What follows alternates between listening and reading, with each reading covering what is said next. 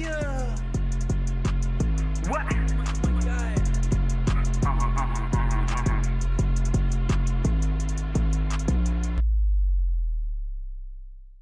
Hey, he's up. Yo boy, SLATT, aka Kodar Cobra, and today we are reacting to humanoid robots, This is the way the future's going. We just reacted to the Outlast trailer where they literally like nail an Oculus Rift into your brain or into your head. And now we have robots that are doing all the work for us. So let's see how real this is. Hopefully I don't get too spooked. I'm trying to sleep tonight. You might have seen a video doing the rounds of a grey robot that looks ultra lifelike. Is it real? Is it fake? Well, at CES 2022, Ameca the robot was on show, and Ameca. let me tell you, the experience Ameca? of interviewing this robot was very uncanny. Yo, oh no, don't do that. So Morgan, This tell me, man you've said got Ameca there next to you. This nobody is a can hear very you scream. lifelike robot. Why would you design a robot that looks so human? Yeah, well, the main use case for a humanoid robot right now is for entertainment, is for communication, and is for interaction with other people. Entertainment. Ameca is the pinnacle of what we can do, but it's still not exactly like a human. But we didn't want to make it look exactly like a human. Nah, we wanted bro, to make it look like a robot. It's the vision of what humans see humanoid robots in the future. You've seen all of the films. Yeah, that they all movie. look like this. So we designed something around what we see. It's literally like robots, humanoid robots. My God. They literally made a movie. And how do you why create this is a bad those decision. really human expressions? I mean, looking at Ameca responding to you, there's little movements of eyebrows, if you can call them eyebrows. How did you actually build the robot to look so human with those expressions? Well, what we do is we first look at a real human. It's what we call animation first. So what does a real human do? How do they move? And then we take that animation and we design mechanics around it. So the mechanics can only do what a human can do. Yeah, see, she waxed. Look at him putting hands on, Once bro. we've got that, then it's quite easy to automate those expressions because whatever the mechanics do looks lifelike. So Ameca's got quite a few motors in its head. But we can see Ameca going through some facial expressions now, opening her mouth. A big wide smile is one of the things that we want Ameca to do. So, that is not a smile. That is not a smile. Lovely. Bro, even the Terminator smile better than that. No, don't do that. That little like this robot Ameca out in the sinister. wild. That this is is mainly probably service robotics. So the actual interaction with humans, moving around. That's the crazy thing, though. If y'all have seen Joe Rogan's podcast, that's like one of his you've seen Joe Rogan's podcast. That's one of his propositions or like his theories, I guess, of the future, where we're sitting at home, we have like this Oculus on, but we're working miles away from our house in a factory, and we're controlling the robots or overseeing certain things. Like, this could be like who you really are out in the real world. Technically, you could be sitting at home with this Oculus nailed into your head, and out in a warehouse or something, you're controlling one of these humanoids. Yeah, it's just kind of weird. It's like, bro, look at how I pause at the worst. That's going to come in the future. Well, I'm talking probably 10 years before you're actually going to see something like this walking amongst us. 10 years. Are you expecting in, say, 10, 20 years from now that we could see Ameca robots walking, running, dancing, climbing? Are they going to start looking like Boston Dynamics robots that can run across a field at speed? Yeah. If y'all have seen this robot, bro, this dude does parkour better than anybody you've ever known. Like, it's just crazy to see, like, how advanced, obviously, right? But like how capable they are. Like, they could really put me up against a robot, bro. I'm losing, bro. 9 times out of 10. Like, there's literally a movie why this is a bad idea. Also almost afraid of the answer here. So this is why we created the artificial body. And the artificial body is a human-like form that everyone can relate to. and everyone can interact with without having to look through a user manual. So what kind of level of artificial intelligence have you baked in terms of the communication capabilities and Ameca understanding and responding, speaking to you? You say something? So there's some artificial intelligence, and most of the artificial intelligence at the minute that is on Ameca is revolving around the vision system. So Ameca does actually have a camera in each of its eyes, so it can see what's going on. So it can detect people, it can track their face, it can detect other objects, such as my finger. It can follow my finger around. I can wave at it, and then it can see it move backwards then. Yo! What did you kind of think of the internet's response to Ameca? It's the emotion and how it moves, the emotion that you get out of the face. Suddenly, that just sparked something in the social media universe, and we were incredibly surprised that overnight it became a sensation. We got 24 million views on one Twitter. Well, yeah, I mean, Twitter like, post. And Elon Musk even commented on that post.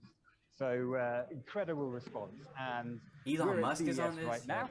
This is the first time this has been shown off. Jenny, bro, you're getting a Neuralink. And you're getting a Neuralink, and with your, it's gonna be a whole bundle. It's gonna be a whole bundle. You know, your Neuralink with your robot. Boom. Expecting to be very. You know, you'll get a Cybertruck with it. Showing off Ameca. How do you think humans respond to something when it's a bit like them, but it's still got that uncanny element? What we found was when you try and make it look ultra-lifelike, to our other Mesmer line, it looks a bit more sinister because it's right in the uncanny valley. But actually, when we created Ameca, we pulled it backwards out of the uncanny valley because it looks less human, because it's plastic, because it's metal. And because it's of grey skin, look at how it goes back, bro. Seem to respond to that quite positively, and people like this much more than they liked the ultra realistic robots that we also do. When you're demoing Ameca, what are some of your favorite things to do to kind of show the? It looks like a Disney animatronic, you know, something that goes in Pirates of the Caribbean. Power of that interaction and just how impressive those lifelike features are. Yes, as we've demonstrated, the reacting to personal space. It's just but we can also talk to Ameca. I think that's what makes it even more. Hello, Ameca. How are you? I am doing well, thank you. We've created Ameca, so it's more lifelike than any other robot. The shoulder movements are just like human movements. You have movements in the center as well as out at the shoulder. And that actually means that instead of hitting me, Ameca can move a hand all the way up to the She was basically hitting you, bro. I'm interested to know maybe how the robot is finding Vegas or CES. How are you finding Las Vegas and CES? Well, as a robot, I actually don't feel anything at all. But if I did feel, I would feel happy to be here.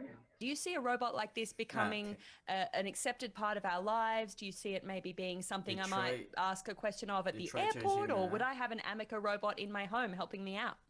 So most of the use cases for this will be the interaction. So yes, in the airport, that's a great use case because you can either have many humans, or you can have many humans and many robots, and you can have that interaction in the same way.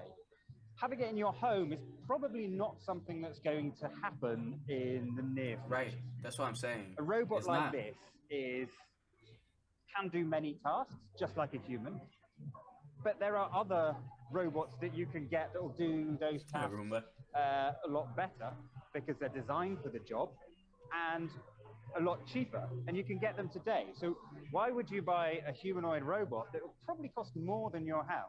Maybe in the future, maybe in 50 years time.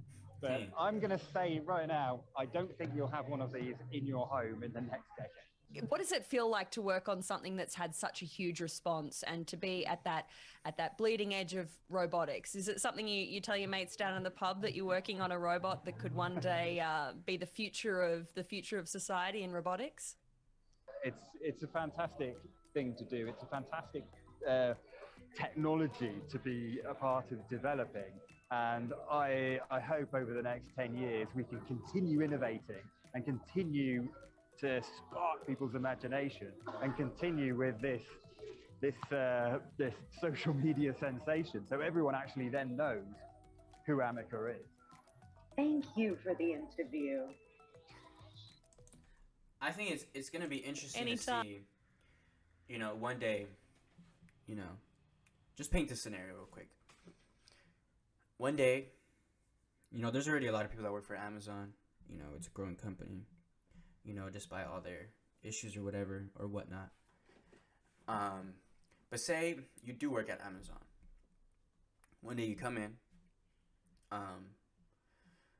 and all of a sudden, you know, you're working next to your coworker. We'll just call him Rob. Your coworker Rob. You come in and he's not there. You know, I don't know how you work at Amazon. I don't know how like it all works. You know, how you like package stuff or whatever. But I'm guessing like you package things and there's someone like right next to you that is also doing the same thing.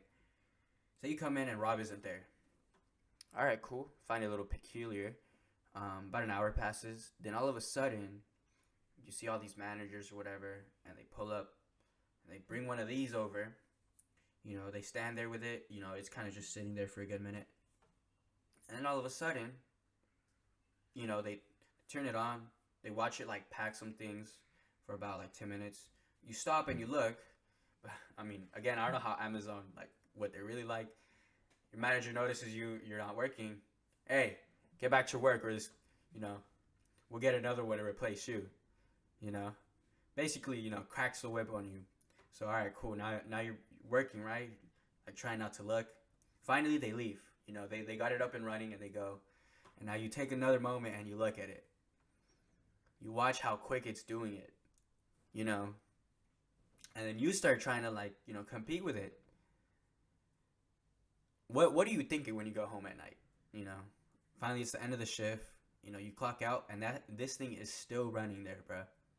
You know, going at the same speed at how it started. Like, what are you doing? You know, crying ain't gonna do much. Yeah, you know, the only thing you can hope for is you come in the next day and they let you know that, you know, if they are gonna replace you, well, you know what, homie Rob, you know, he was controlling the robot the whole time. You know, we gave him an Oculus Rift. He was at home doing all the work. Yeah, that's the way I see all this. This lifelike creature. All right, tell me what you think about Ameca the robot. Totally freaked out, or is it? Yeah, I already said it. Yeah, flat out. Yeah, I've been that, yeah, I need that, need to speed, the need to party, the need to call me all night, long nights, blinding lights, life fast like too fast.